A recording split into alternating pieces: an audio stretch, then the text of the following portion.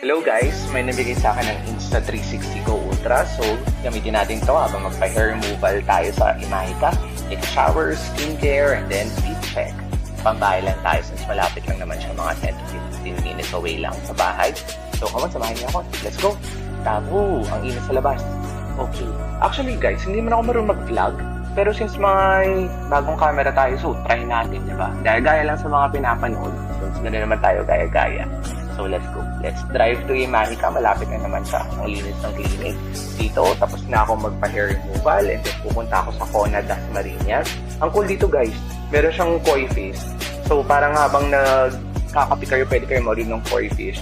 Ayan, order tayo ng some caramel macchiato. Huwag natin kalimutan yung Insta360 kung sinatry natin siya. Tignan natin yung mga camera angles natin. And then let's end the day with some work and coffee and with Insta360.